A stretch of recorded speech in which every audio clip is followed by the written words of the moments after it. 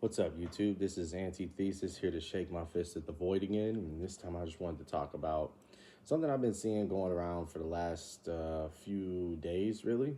It's been a little longer than that, but I just noticed it a few days ago.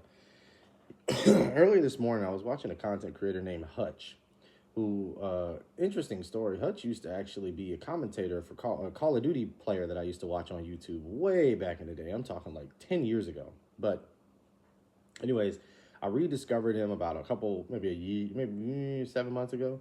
And he's been on a bit of a political arc. And he was having a conversation. First of all, let me clear up. I don't really like his political takes. He's too middle of the road, soft, milquetoast, weak. He's one of those that clutches their pearls every time something happens that the Democrats do. Like Jay Jones's text messages about where he's clearly joking about dead Republicans and dead Republican kids or whatever, like where he says something like, he doesn't even say he wants to kill kids. He says something to the effect of, if their kids die, then they'll understand what they're doing to other people or something like that, which I think is a completely valid thing to say. Why, how much of a bitch do you have to be? How afraid do you have to be of taking an actual stance for you to look at somebody saying that and then go, oh, well, actually, that makes me a little uncomfortable. I wish you would have lost the election. You are fine with losing that seat. You're fine with losing that seat to the Republicans. And maybe he didn't say this part, but I could swear I remember him saying that the messages make him uncomfortable or something, and that he wished that Jay Jones didn't win, or I could be wrong about that, but so I won't harp on that too much. But I'm pretty sure he did say that. But if you did, you're okay with Jay Jones losing that seat because he made a joke, an offhand joke about kids dying, Republican parents, more about the Republican parents responding to their kids' death. You're fine with that being like a pearl clutching, oh my God, I can't believe he did this kind of thing. But you're willing to let literal segregationists in the Democratic Party? That doesn't make any sense to me. Why on earth would you want to let segregationists in the Democratic Party? Even if it was a situation, because his argument he was giving was, well, if it's to oppose fascism, if that racist is not fascist, then yes. First of all, or segregationist is not fascist, then yes. First of all, I would argue there is no such thing as a segregationist that is not a fascist. I don't think that thing exists. I think these are mutually exclusive terms. If you are a segregationist, you are automatically, I shouldn't say mutually exclusive, I should say encompassing terms. If you are a segregationist, you are fascist. You may not be the most fascist who ever fascist, but you are a fascist. If you are a fascist, on some level, you probably support segregationist policies. That's what a fascist, that's part of the whole deal. Even though I will acknowledge that one's a little bit less of a square, a circle in a circle. That one's there's a little bit less overlap between, in that example, But anyways, the point being is like, even if they were two separate things, why on earth would you want to let a segregationist, and why would you welcome them in the Democratic Party to fight fascism? Isn't that kind of cutting off your nose to spite your face? People used to make this argument all the time with Joe Manchin. I remember back like 10 years ago when Bernie was running for president the first time, and Joe Manchin was out there being the worst fucking Democrat of all time. Like Democrat in name only. And I remember my dad would say things like, well, at least he's a Democrat. And I would think, like, who the fuck cares? Who gives a shit? If he votes with Republicans more than half the time, he may as well be a Republican. What are you arguing that 40% of the time that he votes with Democrats is worth it? I mean, I guess it's better than him not, but like you can see that there's a hedge happening here. Your mentality is, well, we'll accept people that believe things we disagree with in order to have our party be bigger, be a bigger tent and a broader coalition. The issue with that is that you can do that when you are not compromising on core values. If you want to partner up with like libertarians or something, or you want to let libertarians in the party because they decide that they want to join the Democratic Party because they want to vote against big government or some shit, that's one thing. But when you're talking about a literal segregationist or literal segregationists, when you're talking about that, that's a little different because you're compromising on a core belief. Why on earth would you, or a core value rather, why would we say, how can we be the party of minorities and gay people and trans people and all these other different groups of people that are oppressed in the context of the United States? How can we be representative of those people if we're accepting of people into the party who don't think those people should exist or have the right to vote or be able to mix races or be able to go use the same water fountains? And like, what the fuck are we doing right now? What are we even doing?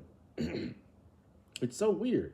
It just strikes me as like, and here's the thing, I'm not a big like, black and I have to stand up for other black people. I'm not really into that whole thing. I do recognize that I'm black and other people share my skin color, and those people tend to share a large portion of similar experiences with me because of the racial divide in the United States.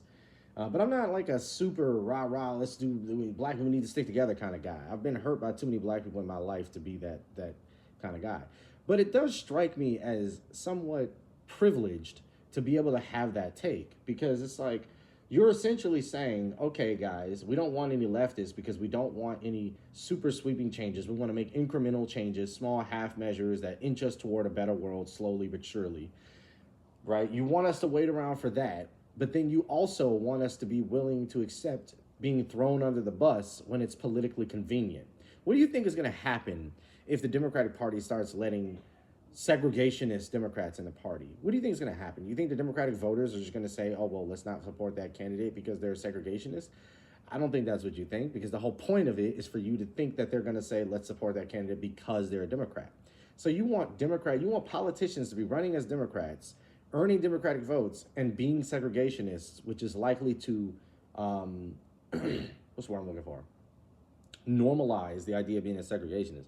Why would you want that? Why would you do that? And you could argue it's an extreme example. I don't really care. Examples are meant to highlight the train of thinking. Like, the point of an example isn't to put you in an actual situation. Obviously, it's not fucking real. Obviously, we don't have segregationists in the Democratic Party right now. Obviously. The point of the analogy is, why would you be okay with it if we did? There is an issue here with your thought process and what you're willing to compromise on. No one is arguing that you are willing to currently let a segregationist, or I'm sorry, that you have currently let a segregationist in the party and that's what makes you bad. I am at least arguing your reasons for why you would, hypothetically, are dog shit. You have to be an absolute retard to think that way. But I think the reason that you think that way is because, and I hate to be, like I said, I'm not really super pro-black and all that other shit, but it does strike me as like a white boy privilege take. It's like, oh, it must be nice to be able to just on a whim decide, oh yeah, guys, segregationists aren't that bad to add into the party. It's not like Hutch has anything to fear from segregationists getting into the worming their way into the Democratic Party. Hutch doesn't care. And it's just weird to me, this mindset of, he always makes the argument, oh, well, why wouldn't we stop fascism? You're saying we should do things to stop fascism because you're not affected by fascism. Yo, dipshit. Who do you think is more affected by fascism or racism? Me or you? You, some white YouTube streamer or whatever, or me, some black guy who has to actually go through the world and struggle through it just like everybody else? Not that you don't have any struggles, but which one of us do you think has more experience with fascism and racism? It's just an absurd thing to say. And that's not to say you can't have an opinion if you're white, or that your opinion should even be taken as less valid. But it is saying, hey, I don't understand how you can have this opinion without that privilege. Because if you were afraid of racism, if you were genuinely afraid of racism returning in the United States in a way that you thought could do material harm to anybody in your direct vicinity, you wouldn't be okay with it. You just wouldn't be. You wouldn't be. But you are, because you're not. You're removed from that conflict. So it's real easy to sit from where you are and say, well, of course we should let segregationists in the party because they help us defeat the fascists. Towards what end? What do I care if we defeat fascists if I end up as a slave, or I end up not able to drink from the same water fountain as you? What difference does that make to me? At this point, I don't give a fuck. Just tank the whole country at that point. If we get to the point where we need to kowtow and bow and suck the dicks of segregationists and let them into the party, the Democratic Party is already cooked, and I want nothing to do with it. I already don't want anything to do with it as is, with the exception of like Bernie Sanders, AOC, and now newly Zohran Mamdani. Besides them, I already don't want to be associated with the Democratic Party as it is.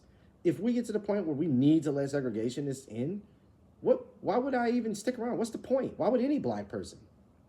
Unless you don't care about black votes or black people and you're fine with, winning and beating the fascists because you want to save your own ass and you think throwing black people under the bus is a way to preserve the future of the United States, even if we have to drink from separate water fountains, at least we won't be under fascism? I don't know. Weird. But let me know what you think.